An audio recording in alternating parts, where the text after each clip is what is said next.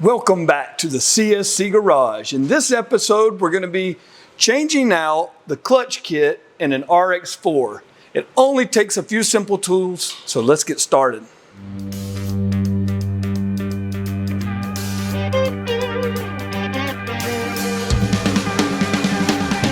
First thing we want to do is take this cover off, so I'm going to use a 5mm Allen to do that.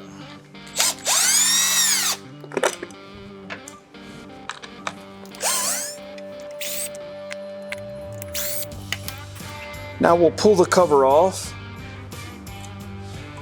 You'll notice there is a gasket. That might be reusable or have your replacement ready. Next, I'm going to use 10mm socket to remove these screws.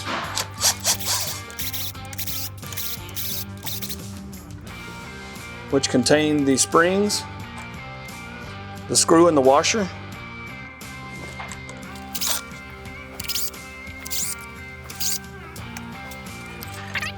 Pull our plate off. These are the components, the clutch kit that we're going to be replacing. You'll notice there are 6 metal discs and then there are 7 friction discs. The 2 outer being different from one another. We'll show those up close when we go to install it. And we've also got the 6 springs that we're going to change out.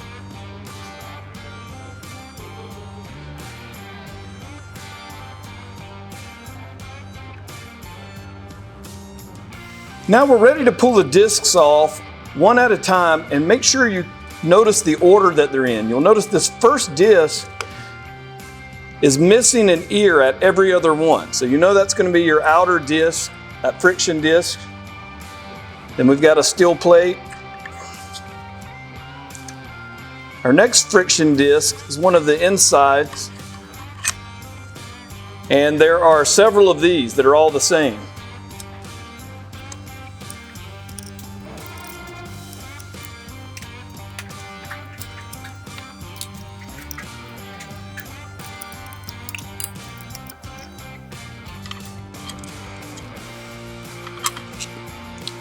Now your last friction disc you'll also notice is different, and it is different than the full outer. This is the full inner disc, the first one that goes back in. We'll show a close-up of that when we go to install them.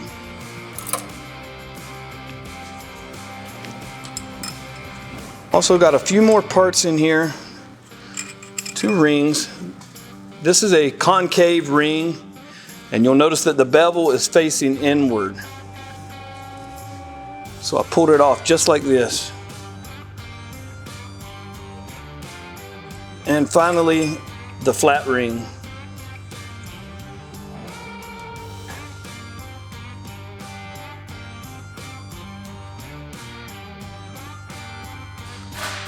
Now we're ready to install the clutch kit. But we want to make note, there is a certain position for the rings as well as the plates. Let's get started. The first ring that goes on is the flat ring. And the next is the beveled ring. We want to make sure that the bevel goes in. So it's going in that downward shape, funneling in like this.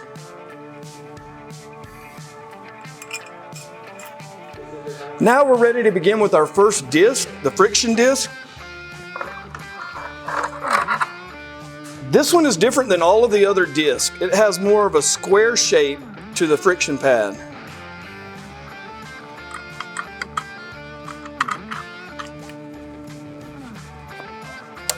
Now our first steel ring plate.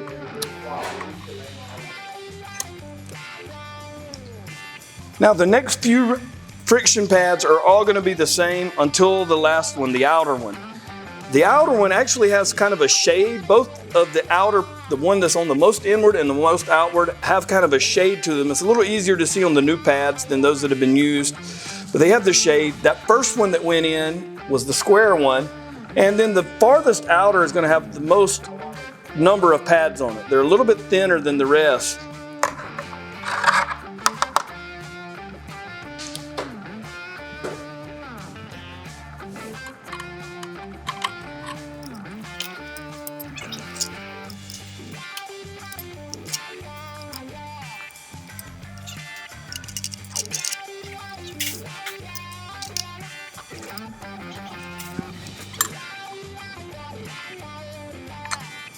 Now we're ready for the last friction plate. Note that this is the one with the thinner pads on it, probably a higher count of pads. It's a little bit shaded, kind of a tan shade. It's easier to see on a new plate that hasn't been soaked yet.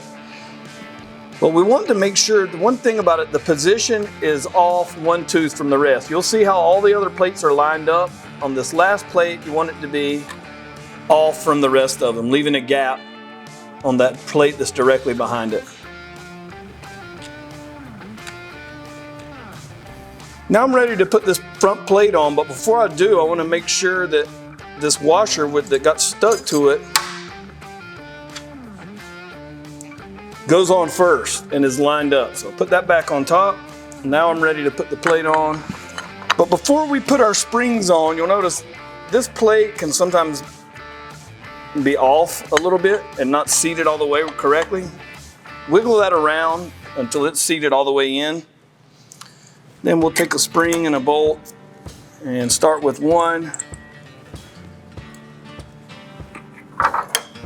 Spring and a bolt. Just get these started by hand, not too tight. Ultimately, these will end up receiving about 10 foot-pounds of torque. Not too much. This is an aluminum piece that it's going into.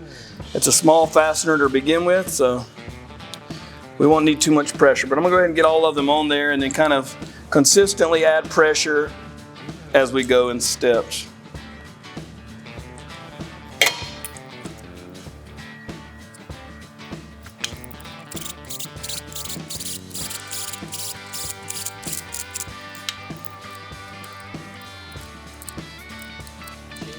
Now we're ready to put the cover back on. You'll notice the gasket stayed in place. This is a nice, clean, newer gasket, so I'm not going to replace it on this time. We do have those available if needed. Let's put the cover on, and same thing. These are small fasteners going in that aluminum case. We don't want to put too much torque. Around 8-10 foot-pounds should be good enough.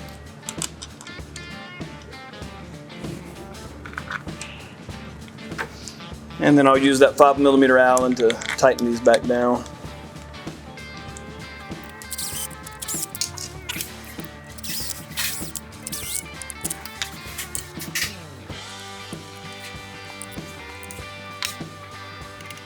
Now, we were able to do this swap out with the motorcycle on the side stand. That eliminated losing any oil.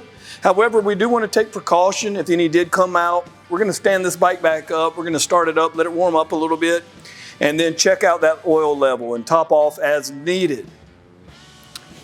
I want to thank you for joining us once again at the CSC Garage.